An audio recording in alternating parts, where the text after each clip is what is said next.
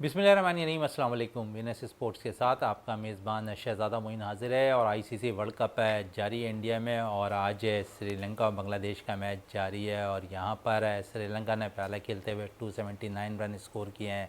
280 run का target दिया है बांग्लादेश को इस मैच में जीतने के लिए और इस वक्त बांग्लादेश की बैटिंग जारी है। आज के मैच पे भी बात करेंगे और कल बड़ा दिलचस्प मैच और तवक्को थी शायकीन क्रिकेट क्योंकि बड़ा दिलचस्प मैच है कल होगा, लेकिन इंडियन बैटर्स ने बड़ी धूम से बैटिंग की कल ग्राउंड्स के अंदर और 326 रन स्कोर किया। लेकिन जवाब में जब जनूबी अफ्रीका की टीम की बारी आई तो ऐसा लगता था कि जनूबी अफ्रीका जो इस टूर्नामेंट में सबसे हाईएस्ट स्कोर करती दिखाई दी थी, ऐसा लग रहा था कि इस टारगेट के पीछे बासानी चेस करती दिखाई दी। लेकिन इस टूर्नामेंट की सबसे मजबूत बॉलिंग लाइन के खिलाफ कल उन्हें ये टारगेट चेस करना था और ऐसा लगा कि रेत की दीवार साबित हुई यहाँ पर जनूबी अफ्रीका की बैटिंग लाइन और सिर्फ 83 रन पर आउट हो गई। माहिरीन कह रहे हैं कि इस वक्त अगर देखें तो भारत की बॉलिंग जादूगरी बॉलिंग होती हुई दिखाई दे रही है। तमाम ही बॉलर्स उनके बड़ी ज़बरदस्त परफॉर्म कर रहे हैं। कल फास्ट बॉलर ने अगर विकेटें कम ली हैं तो वहाँ पर कल उनके स्पिनर्स जडेजा ने कल के मैच में 5 विकेटें हासिल की कल के मैच में और कामयाबी बड़ा अहम किरदार अदा किया। और साथ साथ अगर बात करें कोहली की 49 सेंचुरी रही कल वनडे क्रिकेट के अंदर और वो उन्होंने जो है तेंदुलकर का रिकॉर्ड वनडे क्रिकेट में भारत की जानिब से बराबर किया। तो एक अच्छा साइन ज़रूर है इस वर्ल्ड कप के अंदर भारत का और भारत इस टूर्नामेंट में अब तक फेवरेट है और तमाम ही 8 मैचेस इस टूर्नामेंट में जीतने में कामयाब हो चुकी है। ये सारे सूरताल पर बात करेंगे आज अपने शो में और हमारे साथ मौजूद हैं जाफ़र हुसैन साहब जो क्रिकेट एक्सपर्ट हैं, उनके साथ मौजूद हैं गौहर रज़ा साहब, ये भी क्रिकेट एक्सपर्ट हैं, उनके साथ जावेद इकबाल भट्टी साहब मौजूद हैं, ये भी क्रिकेट एक्सपर्ट हैं। ये तीनों साहिबान हमारे साथ यहाँ पर मौजूद हैं और कल के मैच पे भी बात करेंगे और आज के मैच पे भी बात करेंगे। सबसे पहले जाफ़र साहब की तरफ से चलते हैं। जाफ़र साहब है, आज बड़ा दिलचस्प एक वाक़या इस वक्त है, अगर हम देखें तो जो मैच जारी है बांग्लादेश और श्रीलंका के दरमियान, इसमें हुआ एंजियो मैथ्यूज़ है बगैर बॉल के लिए ही ग्राउंड से वापस चले गए। तारीख़ में पहली दफ़ा वनडे क्रिकेट में हुआ है कि कोई बैटर बगैर बॉल खेले ही ग्राउंड से आउट होकर करार दिया गया। वजह यही थी कि वो हेलमेट शायद टूटा हुआ पहन कर आ गए थे, ग्राउंड से बाहर जा रहे थे। जो टाइम पीरियड होता है वो 2 मिनट का, वो अबूर हो चुका था, जिसकी बिना पर जो है साकिब अल हसन ने अपील की और वहाँ पर उन्हें आउट करार दिया गया। देखिए, बड़ा अच्छा एक मैच चल रहा था जब समारा वीरा के आउट होने के बाद जो है ना मैथ्यूज़ जब मैदान में आए तो उनका स्टाइल वही है कि हेलमेट हाथ में लेते हैं, बल्ला हाथ में लेते हैं और चलते हुए आ रहे होते हैं बड़े अच्छे अंदाज में। हालांकि कुछ प्लेयर्स तो हेलमेट पहन कर ही आ रहे होते हैं लेकिन वो हाथ में लेके आए थे और जब वो विकेट पर पहुँचे तो उन्होंने पहना हेलमेट तो वो उसका रिबन जो था वो टूटा हुआ था। तो उस पर उन्होंने कहा कि अपने रिज़र्व प्लेयर को कहा कि हेलमेट लेकर आओ। वो 1 आध मिनट जो है ना वो थोड़ा सा डिले हो गया और वो लेकर जब भागता हुआ आया तो जब तक जो है ना वो इंतज़ार कर रहे थे, हेलमेट दिखा रहे, तो इसी असना में जो है ना शकीब अल हसन ने अपील की आउट करने की। उस पर जो है ना वो अंपायर ने कहा कि आउट, क्योंकि तकरीबन 2 मिनट हो गए थे। लेकिन चूंकि एमसीसी रूल्स के मुताबिक जो है वो 3 मिनट का टाइम है और 2 मिनट में जो है ना वो वाक़या ये रुनमा हो चुका था। इसके बाद जो है मैथ्यूज़ ने जो है ना बड़ी अपील की एम्पायर से, बड़ा कहा कि देख लें हेलमेट टूटा हुआ, सारी चीज़ें, बहुत सारी चीज़ें उन्होंने दिखाई, गुस्सा भी किया। इस दौरान शकीब अल हसन से भी कहा कि भाई आप अपना डिसीजन वापस भी ले सकते हो, ले लो, कहा होगा इस तरीके से। लेकिन जस्टर जो एक दिखाई दे रहा था टीवी में वो यही चीज़ें दिखाई दे रही थी कि मैथ्यूज़ ने बड़ी अपील की, बड़ी गुजारिश की, लेकिन ऐसा मुमकिन नहीं हो सका। शकीब अल हसन ने कहा कि भाई मैं तो अपने फ़ैसले पे अपील ही करूँगा और इसके अलावा एम्पायर का फ़ैसला अटल होता है। तो इस असना में जो मैथ्यूज़ थे वो दोबारा बाउंड्री से बाहर चले गए और ये पहला वाक़या ऐसा रुनुमा हुआ कि क्रिकेट की 146 साल जो तारीख़ में जो है ना वो पहली मरतबा ऐसा हुआ कि बग़ैर कोई बॉल खेले कोई खिलाड़ी जो है ना वो वापस पवेलियन लौट गया। तो मेरे ख़्याल में जो रूल्स के मुताबिक था वो तो एम्पायर का बिल्कुल दुरुस्त था। लेकिन इससे पहले जब मैथ्यूज़ ही कप्तान थे 2014 में और कप्तानी कर रहे थे तो उन्होंने इंग्लैंड के बैटर को जो है ना मैनकैंड जो एक आपने देखा है कि रन आउट जिस तरह करते हैं, बॉल फेंकने से पहले जो है ना वो बॉलर आउट कर देता है, तो इस तरह के एक वाक़या रुनुमा हुआ था।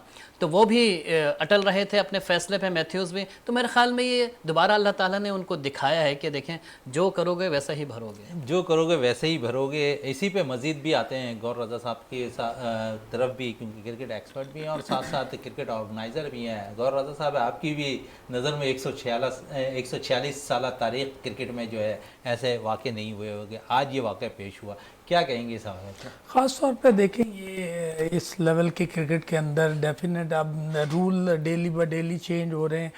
नए जैसे क्रिकेट में अब बाउंसर एक अलाउड किया हुआ है, वनडे में या सेकंड आप करते हैं तो वॉर्न हो जाता है। इसी तरह इसके लिए टाइम ड्यूरेशन रखा है कि बैटर को कम से कम इस टाइम के अंदर पहुंचना है। उसके अंदर अगर सकीबुल हसन अगर स्पोर्ट्समैन स्पिरिट के तौर पे हम देखें तो वो इसकी अपील को अगर वापस ले लेते और ले सकते थे, पर उन्होंने इस पे अटल रहे और डिसीजन उनके फेवर में गया। और आजकल जितनी भी क्रिकेट हो रही है वर्ल्ड वाइज उसमें देखें अपीलें भी उसी लेवल की होती हैं कि वो कुछ अपीलें 99% आउट के करीब होती हैं और कुछ बाहर भी हो तो अपील करते हैं, क्योंकि डिमांड प्रेशर अंपायर पे कन्वर्ट करने की कोशिश करते हैं कि ताकि वो पूरा मैच आपके कंट्रोल में आ जाए।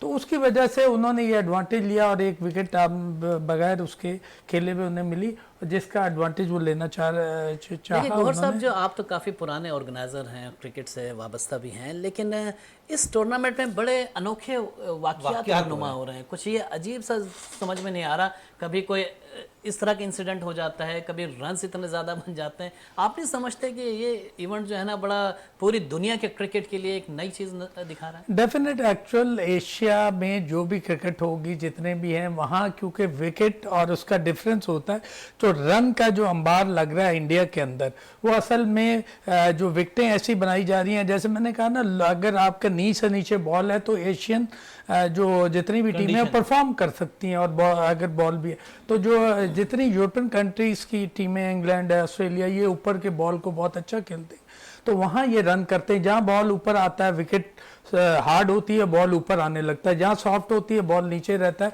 और वहाँ जो है ना इस टाइप के रन अब 400 रन हम कर रहे हैं। की बात की तो जनूबी अफ्रीका भी इस टूर्नामेंट में रन कर रही है, इंग्लैंड भी रन कर रही है, ऑस्ट्रेलिया भी रन कर रही है, तो अब एशियन पाकिस्तान भी कर रही है। पाकिस्तान में तो एक मैच में शायद उनका बल्ला चला है, और जिस मैच में कल के मैच में हमने देखा नहीं है, जितना भी कल के मैच में हमने देखा होगा विकेट बिहेवियर ये था कि बॉल ब्रेक भी हो रहा था, बॉल अगर कोई मार रहे हैं तो ऊपर आ रहा है, वरना उसका लेवल ऑफ नी और उसके करीब फास्ट बॉलर का बॉल भी वहीं जा रहा था, जिसका एडवांटेज इंडिया को मिला।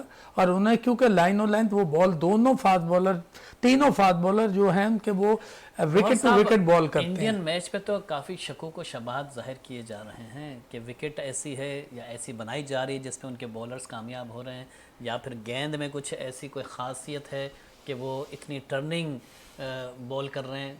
तो मैं नहीं समझता कि भाई कोई और मैच देख लें, कभी इतनी वैरायटी जो है ना किसी बॉलर के पास नहीं होती जितने के इनके पास मौजूद है। उसके साथ साथ फास्ट बॉलर भी वैसे ही बॉलिंग कर रहे हैं, स्पिनर्स के लिए जब मौका आता तो वो भी परफॉर्म कर रहे होते हैं। देखें एक टाइम था जब हमने ये देखा कि जब अपने आप अंपायर होम अंपायर होते थे उसमें एडवांटेज लिया जाता था। अब ये होता है कि विकेट जो क्रिएटर हैं वो ने टेक्निकली वो ट्रेनिंग तो हुई भी है, उन्होंने अपनी टीम को देखते हुए आपने देखा होगा कि वो उस लेवल की विकेट बनाते हैं।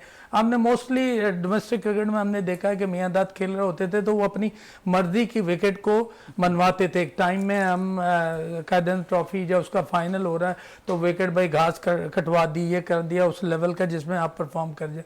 तो इसी तरह इंडिया इस टाइम एडवांटेज ले रहा है, जो उसको अपने इन्वायरमेंट का बेनिफिट भी हो रहा है, क्राउड प्रेशर भी है और विकेट का एडवांटेज भी जो क्रिएटर है वो साइंटिफिक उसके साथ बिल्कुल इस पे भी है। क्योंकि डोमेस्टिक क्रिकेट की बात हो रही है, जावेद साहब भी जो है 40+ क्रिकेट भी खेलते हैं। जावेद साहब कितना विकेट का बिहेवियर देख रहे होते हैं इस वक्त जो इंडिया में विकेट सेम कंडीशन में नज़र आ रही है आपको? बहुत शुक्रिया मोइन भाई। देखें विकेट का बिहेवियर सिर्फ जो है ना वहाँ सिर्फ इंडिया के लिए ही सबको नज़र आ रहा है। इतनी बड़ी बड़ी टीमें आई हुई हैं यार, बहुत बड़ी बड़ी टीमें आई हुई हैं, वो उनके पास बहुत पुराने पुराने प्लेयर्स हैं, उनके स्टाफ में कोचिंग स्टाफ है, क्या वो रीड नहीं कर पाते विकेट को। यार अगर 400 रन बन रहे हैं, इंडिया अगर 350 रन बना रहा है, तो दूसरी टीम 100 भी नहीं करी, 55 पे आउट हो रही है, 83 पे आउट हो रही है, 100 के अंदर अंदर आउट हो रही है। ये जैसे जाफर भाई ने कहा, ये एक अजीब सा टूर्नामेंट, अजीब से फैसले आना शुरू हो गए इसमें। अभी देखिए कल कोहली ने 100 कर दिए, अब देखिए DSR भी, वो भी टेक्नोलॉजी जो है वो भी उनकी मर्जी से ही बॉल जो है अंदर भी मर्जी से आ रही है, बाहर भी मर्जी से आ रही है, बैट को भी मर्जी से लग रही है। यार ये सारी चीजें जो ना, इसमें जो ना नित नई इजादात जो है ना, वो इन्होंने जो इसके अंदर इस्तेमाल की क्रिकेट के अंदर। तो मुझे तो लग रहा है जिस तरीके से इंडिया, यार इतने बड़े बड़े टूर्नामेंट, इससे पहले जब लेजेंड खेलते थे कभी ऐसे रिजल्ट नहीं आए। इतनी बड़ी बड़ी टीमें 2-2 4-4 पॉइंट लेकर घूम रही हैं, और इंडिया जो है कारकर्दगी ऐसी है ना। जावेद भाई, साहब, कारकर्दगी- इंग्लैंड की अगर बात कर लें तो ठीक है। डिफाइट चैंपियन है, लेकिन परफॉर्मेंस आप उसकी ग्राउंड में देख लेना कि कारकर्दगी तो नहीं है, ग्राउंड में परफॉर्म करेगी तो टीम जीतेगी ना। बिल्कुल जीतेगी। मकसद इंडिया की कारकर्दगी तो बिल्कुल 110% जा रही है, ठीक है ना। उसके जो बॉलर है, बैट्समैन है, वो जिसको भी पकड़ा दे वो सोना बन रहा है। तो ये सारी चीजें नजर आ रही हैं, इतनी बड़ी बड़ी टीमें, और ये मैं भी ये समझ में नहीं आ रही कैसे मैच। चलें, आपको समझ में नहीं आ रहा है, जाफर साहब की तरफ जाए, जावेद साहब को भी समझ में नहीं आ रहा है। कल कोहली के 100 बन गए, 49 हो गए, वो आउट था। पूरी दुनिया के मीडिया पे आप नजर आ रहा है, सोशल मीडिया देख लिया उठा करो, वो आउट था, उनको नजर ही नहीं आ रहा। कल के मैच में आपकी कता कलामी की माफ़ी चाहते हैं, कल के मैच में वैसे एक जो डिसीजन जो काफ़ी ज़्यादा सोशल मीडिया पे चल रहा है वो शुभमन गिल का है, और उस पर जो है ना आप देख सकते हैं कि जिस तरीके से वो बोल्ड हुए बाकायदा, और उस पर भी वो खड़े रहे हैं कि वो बॉल इतनी टर्न किए महाराज ने कि वो उसको भी समझ में नहीं आया कि एक बॉल पड़ी और एकदम से जो है ना वो मिस किए और गिलियाँ उड़ाती हुई जो है ना वो चली गई है। अब जो रुके हैं गिल और कोहली, जो विकेट पे खड़े होके जो उन्होंने अभी एहतजाज नहीं किया, थर्ड एम्पायर को भी इशारा नहीं किया, एम्पायर भी इशारा खुद कर रहा है कि रेफर कर रहा है थर्ड एम्पायर की जानिब। तो ये और देखना ये चाह रहे हैं कि विकेट जो है ना पीछे से कीपर ने तो नहीं गिराई। अब ये देखिए इस तरह की सिचुएशन, और एम्पायर ऑब्वियसली जाहिर सी बात है कि वो आईसीसी के एम्पायर, उन्होंने फैसला दिया थर्ड एम्पायर को, बाकायदा बॉल लगी है, मूव हुई है और सीधी विकेट पे जाके लगी है। तो मेरे ख्याल में इस तरह के डिसीजन जहाँ पे बोल्ड हो रहे हैं वहाँ पे भी प्लेयर्स जब खड़ा हो जाते हैं तो मेरे ख्याल में एक सवालिया निशान होता है प्लेयर्स के। और जाफर भाई, इंडिया के बड़े प्लेयर कोहली है, शुभमन गिल है, यार इतना तो बैट्समैन को पता चल जाता है बोल्ड हो गया हूँ, वो फिर भी खड़े हुए हैं। यार ये कोई तरीका है? हो सकता है टेक्नोलॉजी को फायदा उठाना चाह रहे थे, लेकिन इतना वो बड़ा आउट था। ये टेक्नोलॉजी की बात कर रहा था मैं, क्योंकि टेक्नोलॉजी जो है वो 2011 में तेंदुलकर के आउट होने पे उसी टाइम ही इस पे सवालिया निशान उठना शुरू हो गए थे कि जिस तरह सईद अजमल ने आउट किया था तेंदुलकर को, और फुल पैड बिल्कुल पाँव पे जाके खाई है, विकेट के सामने से साफ नजर आ रहा है, लेकिन जब डेलस पे गए तो मेरे ख्याल में वो बॉल जो है ना वो मूव होती हुई दिखाई दे गई। तो ये हमारी बॉल भी साउथ अफ्रीका के खिलाफ। परफॉर्मेंस पे भी बात कर लें इंडिया की। गौर साहब है, इस वक्त आप कैसा देख रहे हैं इंडिया की परफॉर्मेंस, जहां उनके बैटर्स भी परफॉर्म कर रहे हैं इस टूर्नामेंट के अंदर? मुसलसल 8 मैच इस टूर्नामेंट के वो जीत चुके हैं। एक वर्ल्ड कप के अंदर मुसलसल 8 मैच उनके पॉइंट टेबल पर नज़र आ रहा है। आप समझ रहे हैं कि फाइनल के लिए आप उसे देख रहे हैं, या कोई एक बुरा दिन सेमीफाइनल है ऐसा लगता है आपको इंडिया के साथ होगा कि टूर्नामेंट से बाहर हो जाएगी? देखें, इंडिया क्योंकि एक तो होम पे मैच हो रहे हैं तो उसका एडवांटेज है, और ख़ास तौर पे उनकी batting line through out the पिछले तकरीबन 10-12-15 साल से आप देखें तो परफॉर्म करते आए हैं। वो डिफरेंट किसी भी कंट्री में जाएं तो परफॉर्म, और वर्ल्ड कप के लिए तो डेफिनेट उन्होंने तैयारी की थी। हैरान कुछ बात जो इस दफ़ा हो रही है इंडिया की परफॉर्मेंस में, वो ख़ास तौर पे बॉलिंग साइड पे, बॉलिंग में वो बहुत आउट क्लास परफॉर्मेंस दे रहे हैं। उनके अगर कोई भी फास्ट बॉलर खेल रहे हैं उसकी लाइन और लेंथ बहुत अच्छी है, और स्पिनर के साथ आ रहे हैं, 3 से 4 स्पिनर के साथ आ रहे हैं।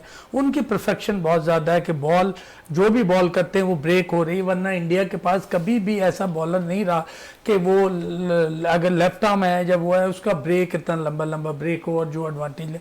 तो ख़ास तौर पे ये जो कम्बिनेशन है विकेट और बॉलर का, तो वो ख़ास तौर पे हेल्प कर रहे हैं, जिसकी वजह से उनकी परफॉर्मेंस दोनों तरफ बैलेंस है, इसलिए उन्होंने 8 के 8 तरफ बैलेंस चल रही है। बॉलिंग, बैटिंग, फील्डिंग तीनों जगह पे वो बैलेंस नजर आ रहे हैं गौर साहब है। और इसके पीछे शायद इन्होंने अपनी डोमेस्टिक क्रिकेट पे, आईपीएल पर मेहनत करते दिखाई दिए। इनके प्लेयर्स अगर देखें, फास्ट बॉलर तो 120, 125, 130 की रफ्तार से बॉल करने वाले ये तमाम ही बॉलर्स हैं। डेफिनेट वो, क्योंकि अब इन इंडिया में बहुत ज़्यादा डोमेस्टिक क्रिकेट हो रही है, फिर वो आईपीएल कराते हैं, उसमें जूनियर लेवल पे जो बच्चे आ रहे हैं और लीग्स हो रही हैं जिनसे बच्चे, उनके साथ साथ एकेडमी अटैच हैं जिन पे वो काम करके बच्चों को लेके आ रहे हैं। और जो अभी टैलेंट है, अभी सराज फास्ट बॉलर आए हैं या शमसी तो ऑलरेडी पहले कर रहे थे, उनकी लाइनो लेंथ और शामी पेस अच्छी भी बॉल कर रहे हैं वो, हाँ, खासतौर पे इनकी लाइनो लेंथ आप देखें, पेस देखें, जहाँ बॉल करना चाह रहे हैं कर रहे हैं। और डेफिनेट इसी वजह से जो परफॉर्मेंस है उनकी बैलेंस और आउटस्टैंडिंग है। साथ साथ एक होता है ना कॉम्बिनेशन, भाई बैटिंग में फ्लॉप हो गए तो उधर हो गए, पर मुझे लगता है कि अभी ये जो अगर कोई भी मैच सेमीफाइनल यहाँ मार सकता है तो वो एशियन टीम ही उन्हें टफ टाइम दे सकती है। उसमें वो पाकिस्तान भी हो सकता है, कोई और टीम, चांसेस पाकिस्तान के ही हैं कि अगर वो किसी तरह भी सेमीफाइनल में या नंबर 4 पे आती है तो इंडिया से कंट्रास्ट मैच पड़ता है, नंबर 1 होता है, 1 और 4 खेलेगा, 2 और 3, तो वो एक परफॉर्मेंस में वहाँ चांस होप हमें अंदर से लग रहा है कि ऐसा कुछ सिनेरियो बनता हुआ दिखाई दे रहा है कि पाकिस्तान सेमीफाइनल में पहुंच जाएगा। जावेद साहब, पाकिस्तान की बात हो रही है, लास्ट अगर पाकिस्तान की परफॉर्मेंस देखें जहाँ 21 रन से कामयाबी हासिल की पाकिस्तान ने डीएसएल के थ्रू, तो आप समझ रहे हैं कि यहाँ पर बाबर ने भी परफॉर्म किया, फ़खर का बल्ला चल रहा ही नहीं था, उन्हें दोबारा टीम में लाया गया, 81 रन की इनिंग खेली और फिर जिस तरह उन्होंने 125 रन की इनिंग खेली है, तो आप समझ रहे हैं कि बड़ा इंपॉर्टेंट मैच होगा 11 तारीख को इंग्लैंड के खिलाफ। वहाँ किस किस्म की कारकर्दगी की तवक्को रख रहे हैं? बिल्कुल मोइन भाई, देखें जिस तरीके से फ़खर का बैट चलना शुरू हुआ है, बाबर का भी हौसला बढ़ गया और समझ लें कि अब जो है बैट ही नहीं चलना शुरू हो गया, आपके 11 के 11 प्लेयर जो है चार्ज हो गए। हमें एक ऐसी ही विनिंग की ज़रूरत थी, ऐसी जीत की ज़रूरत थी जिसने हमारे लड़कों में नई रूह फूंक दिए। और देखें जिस दिन कमाल की बाबर आजम ने और फ़खर जमान ने जो पार्टनरशिप बनाई, अगर 100 किए फ़खर जमान ने तो उसको सबसे यानी कि उसको फ़ायदा ये था कि कप्तान उसके साथ विकेट पे खड़ा होता और बाबर ने बहुत अच्छे तरीके की क्रिकेट खेली। फ़खर की तो देखिए उसकी तो आप बात ही ना करें, आउटस्टैंडिंग छक्के जो वो मार रहा था ना, उसको तो कोई उस दिन नहीं रोक सकता था। लेकिन इसका असर जो है हमारे नीचे वाले प्लेयर्स पर जाएगा और इंशाल्लाह हम जब इंग्लैंड के खिलाफ मैच खेलेंगे तो आपको हर प्लेयर जो है ना अपनी अपनी जगह परफॉर्मेंस देता हुआ नजर आएगा। और इंशाल्लाह हम इंतजार कर रहे हैं कि जल्द अज जल्द जो है इंग्लैंड से हमारा मैच और फिर जो है हम हो सकता है सेमीफाइनल में इंडिया का जो है सफर जो है तमाम करने में अहम किरदार अदा करेंगे, अहम किरदार अदा करें। लेकिन उससे कबल है जाफर साहब है 9 तारीख को बड़ा इंपॉर्टेंट मैच है, खेला जाना है न्यूजीलैंड का श्रीलंका के दरमियान है। तो आप समझें कि वो मैच से पाकिस्तान का डिसाइड होता हुआ नज़र आ रहा है कि जहाँ पर हमें इंग्लैंड के खिलाफ जब हम मैच खेलेंगे तो वहाँ हमें रन एवरेज भी पता होगा, ओवर्स भी पते होंगे और कितने ओवर्स में चेज़ करें, सारी चीज़ें कैलकुलेट करके मौजूद होंगी। देखिए शहजाद साहब, पॉइंट्स टेबल पे जो है शुरू की 2 पोजीशन तो आपको पता है कि हो गई। अब तीसरी पोजीशन पे जो है ना वो ऑस्ट्रेलिया यकीनी तौर पे जो है ना वो पहुंच चुका है, लेकिन जो आखिरी चौथी पोजीशन है जो सेमीफाइनल की दौड़ है उसमें 3 टीमें शामिल हैं। आपकी जो है ना पाकिस्तान शामिल है, उसमें न्यूजीलैंड शामिल है और आपकी अफ़गानिस्तान की टीम भी शामिल है। फ़ायदा ये है कि पाकिस्तान जो है ना वो दरमियान में है, न्यूजीलैंड का रन रेट बेहतर है, पाकिस्तान का दरमियाना है और जो अफ़गानिस्तान का है वो माइनस में है।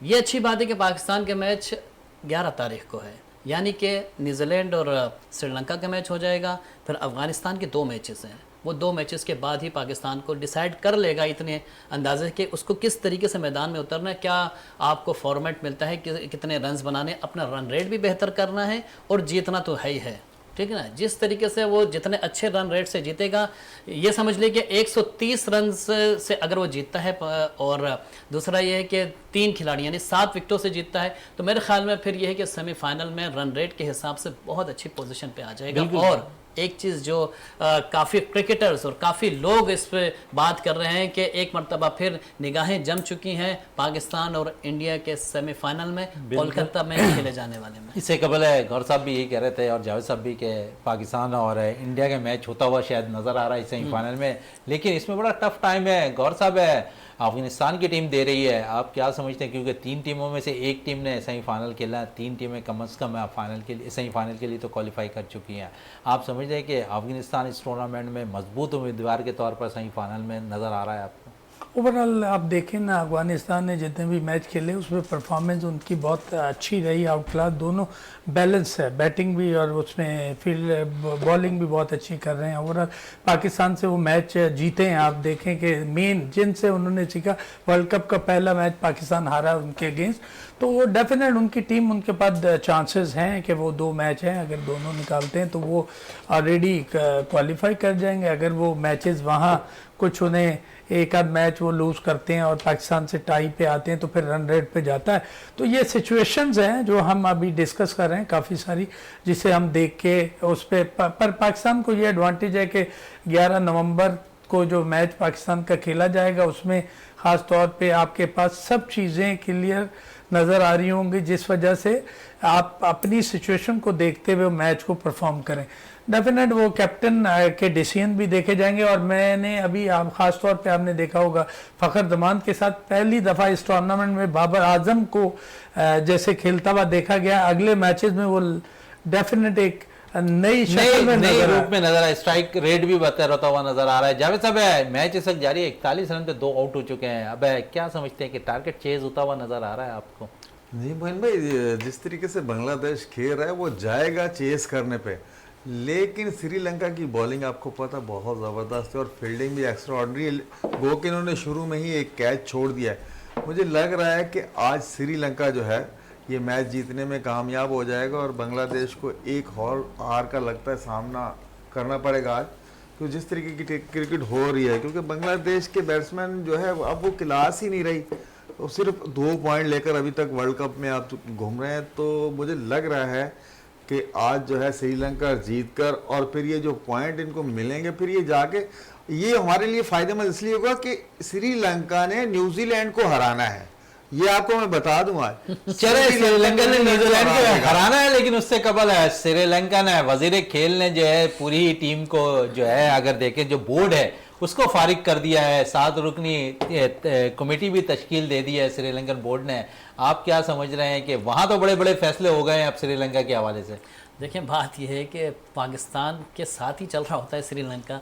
जो पाकिस्तान क्रिकेट बोर्ड में जो है ना थोड़े से ये समझ ले कि जिस तरह फुलझड़ियाँ जो निकली हैं और उसके बाद जो थोड़े से तनकीदें शुरू हुई हैं, बहुत सारी चीज़ें भी सामने आई हैं, इस्तीफ़े भी सामने आए, तो मेरे ख़्याल में श्रीलंका ने भी सोचा कि भाई हम भी कुछ ना कुछ करते हैं अपने बोर्ड में।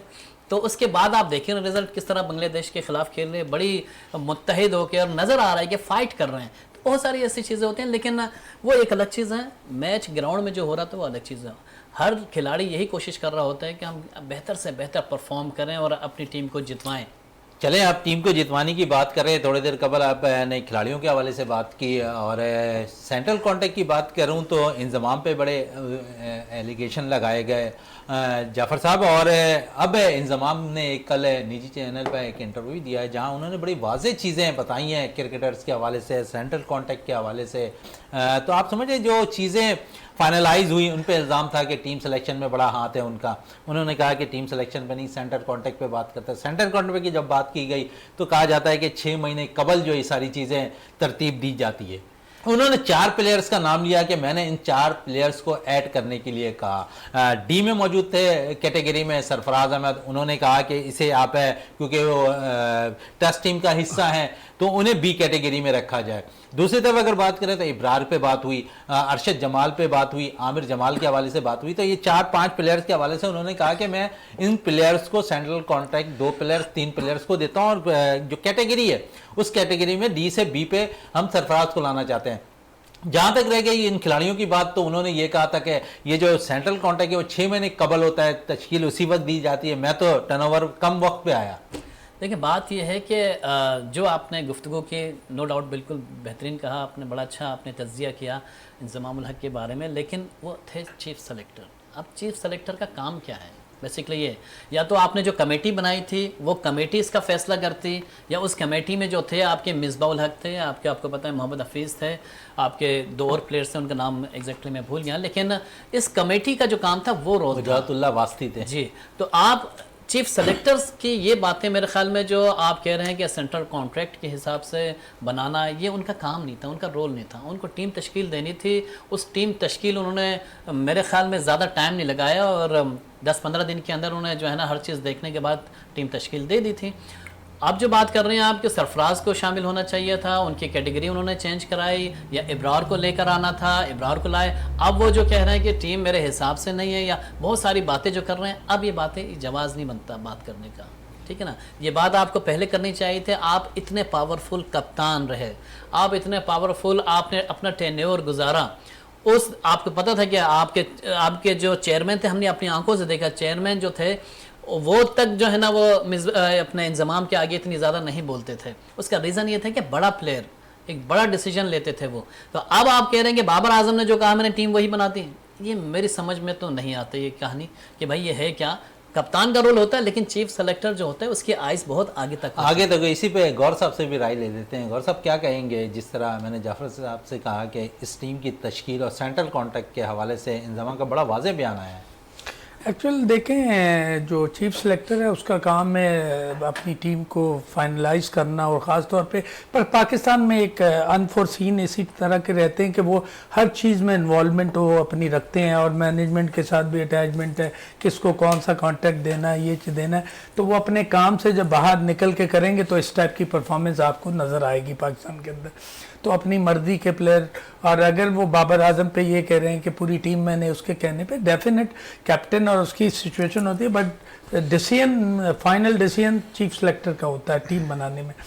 तो उसके अंदर आपको कौन कौन से प्लेयर रखने थे, क्या था, किसका वो कॉन्टैक्ट में उनका इन्वॉल्वमेंट नहीं होना चाहिए था। मोस्टली हमारे जो चीफ सेलेक्टर हैं वो इसमें भी रहते हैं कि इस लड़के को सेंट्रल कॉन्ट्रैक्ट में इस कैटेगरी में ले लें या ले लें। तो इस सिचुएशन से जब तक अपनी अपनी जॉब के अंदर रहते हुए काम नहीं करेंगे तो हमारी परफॉर्मेंस इसी तरह की रहेगी, इसी तरह रहेगी। जावेद साहब से भी इसी पे बात कर लें। जावेद साहब, चीफ सेलेक्टर ने जो सेंट्रल कॉन्ट्रैक्ट के लिए चीज़ें नाम भेजे तो उस वक्त भी उनके इल्म में था सारी चीज़ें ये 25, उसमें इब्रार का नाम शामिल नहीं था। टेस्ट प्लेयर थे पाकिस्तान के, बड़ा नुमाया किरदार अदा कर रहे थे टेस्ट मैचेस के अंदर। नुमान अली का नाम शामिल नहीं था। दोनों नाम अगर देखें तो इन्होंने शामिल कराए चीफ सेलेक्टर ने। तो जब शीट जारी होती तो उस वक्त तो कम अज़ कम चीफ सेलेक्टर को ज़रूर उनके सामने थी चीज़ें कि इस पर उन्होंने दस्तखत किए हैं, चेयरमैन ने दस्तखत किए, तो चीज़ें तो सामने थी ना। तो उस वक्त तो आप एतराज़ कर सकते थे, आपने इतना लेट क्यों किया? वही मोइन भाई, देखें लेट इसलिए कि अब ये जितनी भी बातें हैं अब इनकी कोई अहमियत नहीं है। अगर आपकी टेक्निकल कमेटी जब सब कुछ कर रही थी, आपके पास तो सिर्फ फाइनल साइन के लिए आता था कि ये तश्कील दे दी ना, आपका इससे कोई ताल्लुक है आपने ए को बी में करा दिया, बी को सी में करा दिया। ये अब जब आपने इस्तीफा दे दिया अब आपको ये बातें आ रही, अब इनकी कोई हैसियत नहीं है। और देखिए ये तो अच्छा है कि टीम ने परफॉर्म कर दिया, अगर ये टीम ने परफॉर्म ना किया तो उधर फखर ने ना किया तो देखिए अब थोड़ा सा जो तनकीद थी थम गई है, थोड़ा सा इनको भी सुकून का सांस आया है। वो चाहे चीफ सेलेक्टर हो या हमारे पीसीबी के चेयरमैन हो, इनको थोड़ा सा वो हवा का कहते हैं ना ठंडा झोंका आया है। तो अब ये आस्ते आस्ते ये सारी चीजें खुलेंगी। आपको पहले ही पता था जब आप अबरार का नाम नहीं था, नुमान का नाम नहीं था, वो यानी कि बिल्कुल टेस्ट प्लेयर हैं, उनका नाम ही सेंट्रल कॉन्टैक्ट में, और सरफराज को उठा के आपने नीचे कर दिया। तो ये सारी चीजें अब टेक्निकल कमेटी, क्या हफीज ऐसे कहेगा, क्या मिसबुल ऐसे कहेगा कि भाई सरफराज को यहां कर दें? ये सारी चीजें आपके पास थी, आपके सामने थी, आपके टेबल से नहीं, आपकी नजरों से गुजरी। आप आज आप आकर कह रहे हैं कि जो मैंने बाबर के कहने पे जो टीम थी बस उसको सिलेक्ट करके दे दी, तो मेरा तो कोई इसमें अमल दखल नहीं। भाई आपका अमल दखल तो मैं ये वर्ल्ड कप से 10 से 15 दिन पहले भी था, जब आप एजेंट के थ्रू बच्चों के इनके कॉन्ट्रैक्ट साइन करवा रहे थे। तो ये सारी चीजें जो हैं ये चलती रहेंगी। ये सीट पे जब बैठे हो ना, जब आप फैसले करें, अब आपने सीट छोड़ दी तो आप इधर उधर की बातें करें। अब बहुत फास्ट दौर है, आवाम को सब पता है, आवाम जानती है, लिहाजा ऐसी चीजें करें जो सही चीजें हों। चलें, आपने बात की है तो खिलाड़ियों के हवाले से तो थोड़ी सी बात है बाबर और रिजवान की भी कर लें। जाफर साहब है, बड़ा उन्होंने जो है समझ लें एक पैसों को ठुकरा दिया है, क्या समझ रहे हैं? अब ये सारी चीज़ें सामने आ रही हैं यहाँ पर भी, और बाकायदा ट्वीट किया जा रहा है इस हवाले से। देखिए ख़बरें तो बहुत सारी हैं और नेगेटिविटी तो बहुत ज़्यादा फैली हुई है पाकिस्तान क्रिकेट के हवाले से।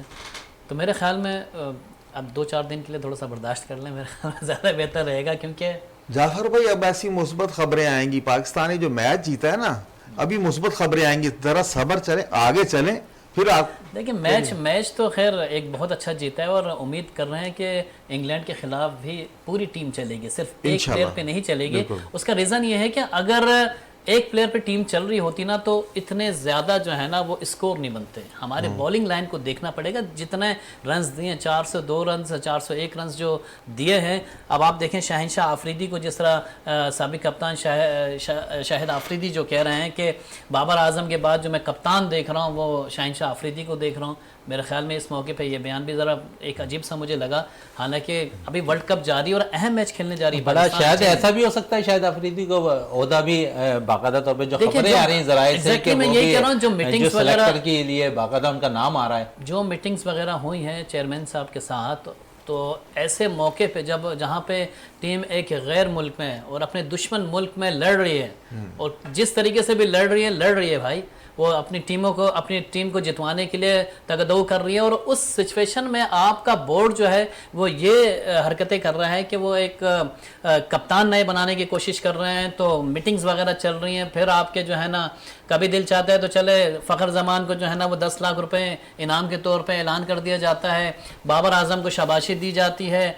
आप ये देखें ये चीज़। अच्छा, इस शाबाशी में बड़ी अच्छी चीज़ है जाफर साहब है कि हमारे साबका ऑलराउंडर अब्दुल रज़ाक भी कह रहे हैं कि बाबर आजम अगर टूर्नामेंट जीत कर आ जाते हैं उन्हें वज़ीर आज़म बना दिया जाएगा। गौर साहब जवाब देंगे इसका। ये गौर साहब इससे क्या कहेंगे? डेफिनेट वो तो एक चीज़ें ऐसी होती हैं कि भाई पाकिस्तान के अनसर्टेनिटी जो चल रही है उस सिचुएशन में कोई भी पाकिस्तान में तो अनफोर्सीन आप समझ सकते हैं।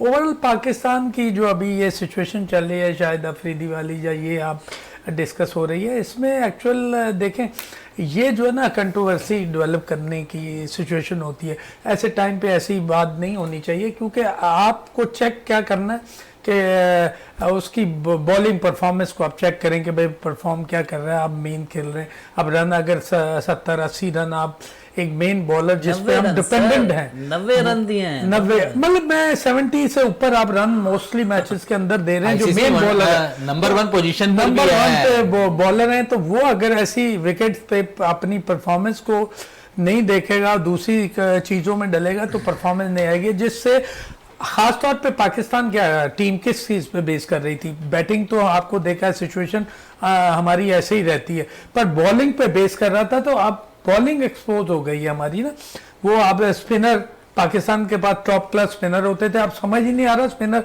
कौन सा खिलाया जाए और किससे बॉल कराई जाए। इसी तरह फास्ट हमारे जो पेस फास्ट बॉलर हैं उनमें आप देख लें तो सिचुएशन 402 रन आपने न्यूजीलैंड अच्छा डगआउट पे जिसे बैठाया वो परफॉर्म कर रहा है, दोबारा आपने उसे खिलाया वसीम जूनियर को, तो वो विकेटें लेता हुआ दिखाई दे रहा है। वो इसकी वजह ये देखें कि उसकी लाइन और लाइन था, आपने देखा होगा जैसे इंडियन फास्ट बॉल कर रहे हैं वो विकेट 3 और 4 विकेट के अंदर बॉल कर रहे हैं, तो वसीम जूनियर का बॉल भी लाइन और लाइन बिल्कुल परफेक्ट है। वो ऑन द विकेट बॉल कर रहा है जिसकी वजह से वो परफॉर्म भी कर रहा है, रन भी कम लोग उसे खेल रहे हैं। तो इस टाइप के बॉलर जब तक आपका कोच अगर बाहर बैठा हुआ है तो मैसेज दे के फास्ट बॉलर को अगर अफरीदी हमारा बॉल कर रहा है तो उससे अगर बॉल लाइनों लाइन वो इतने रन दे रहा है तो आप मैसेज कर सकते हैं, कुछ और गाइडेंस दे के उसकी परफॉर्मेंस जो इतने रन आपने करा दिए।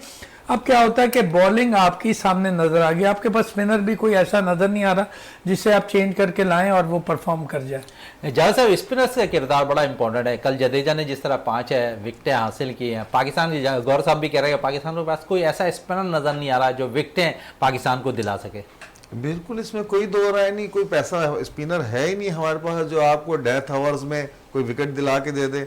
जो मैन बॉलर हैं जिनको खिलाना चाहिए वो तो आपने बिठाए हुए, अबरार को अभी तक आपने नहीं खिला के दिया, उसामा परफॉर्म नहीं कर रहा है, और वो शादाब और नवाज ने तो कसम उठाई हुई है कि इस वर्ल्ड कप में हमने आपको आउट नहीं करके देना है, आप हमें एज ए ऑलराउंडर खिलाएं।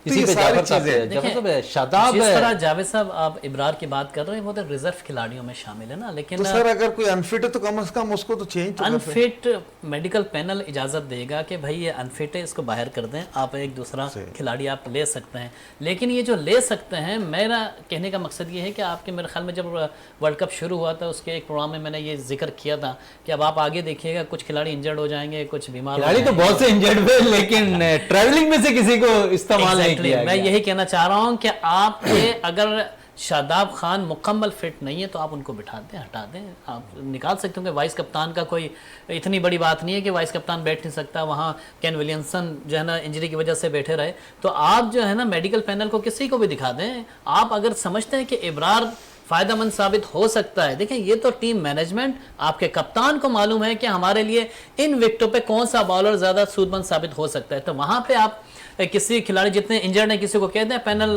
कह दे कि भाई ये नहीं खेल सकता। अब जिस तरह शादाब के बारे में कहा जा रहा है कि ये आपके जो आपका इंग्लैंड से मैच है उससे पहले ये फिट हो जाएंगे, तो भाई उससे पहले क्यों फिट हो जाएंगे, उसके बाद फिट हो जाए, हमें छोड़ दें, आप इब्रार को खिला लें। आप चले इब्रार को खिला लें। जाफर भाई इससे पहले ये अपना फखर भी तो अनफिट था, ये कैसे फिट हो गया लेकिन फखर एकदम? जमान का तो देखें उनके घुटने की इंजरी थी, जो उसने खुद आके कहा प्रेस कॉन्फ्रेंस में कि भाई मैं तो खेल सकता था, मैच खेल सकता था मैं, मतलब एक आध मैच में खेल लेता, शुरू में था इंजर्ड, ठीक है आपने 2 मैच में बिठा दिया, आपने फिर मुसलसल बिठाए रखा, ये भी एक उसके साथ इमाम उल हक का गलत है। मुस्तकबिल कैसा देख रहे हैं आप? अच्छा मुस्तकबिल है, रोशन मुस्तकबिल है। देखें कहाँ से किसी नजर आ रहा है खिलाड़ी आपको? का परफॉर्म मुस्तकबिल नहीं। तारना, देखें बात देखें हर खिलाड़ी जो है वो मेहनत कर रहा है, ये नहीं है नहीं चल रहा, वो एक अलग बात है। आपका फखर चल रहा है 2 मैचेस में, अगर अगले मैच में फेल हो गया फिर आप क्या कहेंगे, इसका क्या मुस्तकबिल है किसी खिलाड़ी के बारे में, क्योंकि हर खिलाड़ी मेहनत कर रहा है। अब आपका जो है ना अब्दुल्ला शफीक नहीं चला, आपका जो है ना कोई और प्लेयर्स कौन सा चल रहा था मुझे बताएं, बाकी चीज़ें बाकी मैचेस में सिर्फ एक इंडियन टीम के आप देख लें जितने मैचेस हुए हैं 7 मैचेस में से इंडियन टीम ने जितनों को हराया, कभी किसी को 7 विकेटों से हराया, कभी किसी को 6 विकेटों से हराया, एक वाहिद टीम जो है जिसको 4 विकेटों से हराया, इसके अलावा किसी को 362 रन से हराया, 246 रन से रहा है। भाई आप ये तो देखिए इस तरह का रेशो हो तो हम बात करेंगे भाई हमारे प्लेयर जो है ना वो इंजर्ड नहीं है, हमारे प्लेयर बहुत अच्छे हैं, इनको आप कमबैक करवाइए, ये बातें जो है ना चलें कम बैक कराइए। हमें इससे जो हमारा पैनल है इस वक्त जो हमारे पास यहाँ पर बैठा हुआ है, ये जो शो चल रहा है इसको बाकायदा तौर पर स्पॉन्सर किया है PSSO ने, और वो हमारे साथ यहाँ पर इसके डायरेक्टर भी मौजूद हैं, गौर रज़ा साहब है। गौर साहब PSSO बेसिकली किरदार क्या अदा कर रहा है क्रिकेट के लिए पाकिस्तान में?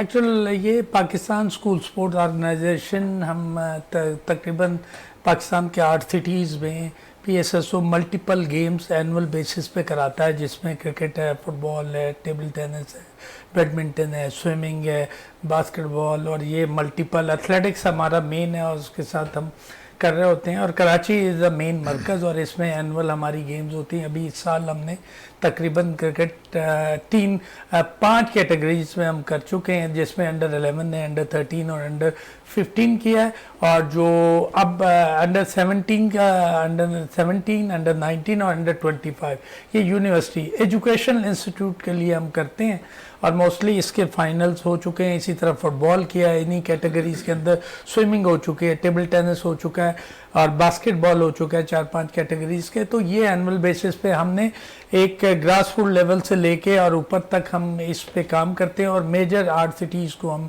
इसमें कवर कर रहे हैं, जिसमें हैदराबाद है, सखर है, लाहौर है, फैसलाबाद है और पेशावर, कोयटा और फैसलाबाद इसमें शामिल हैं, जिसमें मुख्तलिफ एक्टिविटीज़ हम एनुअल बेसिस पे करके और थोड़ा वेलफेयर का काम भी करते हैं। कोई बच्चे जो इस लेवल पे हैं उनकी हेल्प करने के लिए, और बहुत सारी जो ड्यूरिंग द कोविड हमारी सिचुएशन थी तो कुछ लोगों की उसमें क्रिकेट अंपायर हो गए, ये हो गए, जिससे जो हेल्प हम कर सके, तो PSSO ये किरदार उस लेवल पे करती है और ट्रेनिंग भी देती है, जिसमें टेक्निकल ट्रेनिंग है, साइंटिफिक ट्रेनिंग है, उस पर भी सालाना बेसिस पे स्मॉल कोर्सेज हम करते हैं। अच्छा करते हैं, लेकिन आप जितने भी इवेंट्स करवा रहे होते हैं गौर साहब, हम देखते हैं कि वेन्यूज़ की बड़ी कमी है पाकिस्तान, खासकर कराची के अंदर स्पोर्ट्स की, तो उसको किस तरह आप मैनेज करते हैं? देखें अभी तक हमने जो भी PSSO जो काम करी है वो ख़ास तौर पे क्रिकेट आप बहुत ज़्यादा देखा जाता है, वो मेन ग्राउंड जैसे आगा खान जिम खाना, हिल पार्क है, राशिद लतीफ़ अकेडमी है, UBL है, ये बड़े बड़े ग्राउंड हम हायर करते हैं और इस पर प्रॉपर क्रिकेट होती है। KCC से अंपायर लिए जाते हैं, स्कोरर्स हैं, ये सब हम इस तरह एज प्रोफेशनल। इसी तरह जैसे फुटबॉल किया, NAD का इंटरनेशनल लेवल का फुटबॉल ग्राउंड है, इस दफ़ा पहली दफ़ा साइंटिफिक पूरा 120 बाई उसका 70 वो है, उस पर प्रॉपर फुटबॉल किया गया है। इसी से स्विमिंग हमने नेशनल सेलिंग क्लब में गर्ल्स और बॉयज़ की स्विमिंग की है, टेबल टेनिस हमने सिंध स्पोर्ट बोर्ड में, अभी बैडमिंटन होने जा रहा है वो सिंध स्पोर्ट बोर्ड में। तो इस तरह तमाम जो ग्राउंड्स हैं वो हम प्रॉपरली हायर करते हैं और प्रॉपर एक टूर्नामेंट जो प्रोफेशनल टूर्नामेंट और प्रोफेशनल टेक्निकल ऑफिशियल उसमें शामिल होते हैं।